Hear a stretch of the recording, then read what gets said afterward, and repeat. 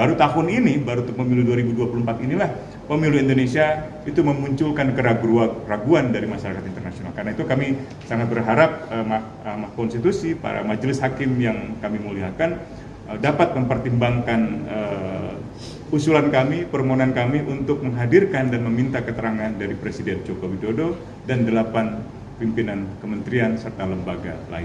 8 menteri itu masuk dengan 4 nama yang bakal dipanggil besok. Tidak, atau ada baru lagi? Itu di luar dari 4 nama tersebut. Siapa saja itu? Nama-nama. Mungkin Mas Gufron biar enakan. Ya, kami tambahkan bahwa di sini selain tentu Pak Presiden kita minta untuk bisa dihadirkan, juga di sini ada Menteri Agama Yakut Khalil Qomas. Kemudian ada Menteri Dalam Negeri Tito Karnavian. Lalu ada Jaksa Agung Burhanuddin, Kapolri Listio Sigit Prabowo, kemudian Menteri Pertahanan Prabowo Subianto, lalu Panglima TNI Agus Subianto, dan Kepala BIN Budi Gunawan. Termasuk yang 4 nama itu adalah Menteri Perekonomian Erlangga, kemudian Menteri Keuangan Sri Mulyani, Menteri Sosial Tri Risma Maharani, dan Menteri Koordinator PMK Pak Muhajir Effendi. Nama-nama kayak Menteri Agama, Jaksa Agung, konteksnya diminta dipanggil tuh menurut teman-teman dalam hal apa? Kalau kami melihat ya, menyimak pemberitaan-pemberitaan yang lalu bahwa Menteri Agama juga ditarget. Informasi kami dapat ditarget oleh Presiden untuk bisa memenangkan suara 02. Melalui Kementerian Agama sampai di wilayah sampai tingkat KUA.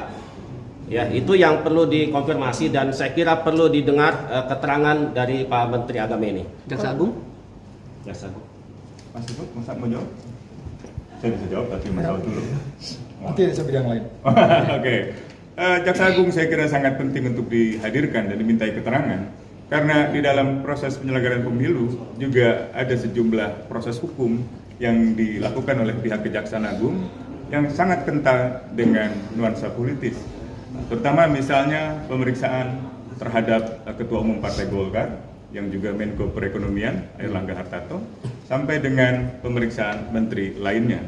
Dan kami berharap bahwa peran dari Kejaksaan Agung atau peran dari Jaksa Agung dapat didalami, didengarkan di dalam persidangan Mahkamah Konstitusi untuk menjelaskan secara lebih utuh bagaimana sebenarnya proses penyelenggaraan pemilu 2024 itu dipengaruhi oleh kebijakan-kebijakan Presiden, terutama kalau dalam kaitan dengan Kejaksaan Agung, dengan menggunakan instrumen hukum, instrumen penegak hukum untuk mengendalikan misalnya oposisi atau mengendalikan dinamika oposisi dan aliansi atau koalisi di dalam persiapan menuju penyelenggaraan pemilihan umum 2024.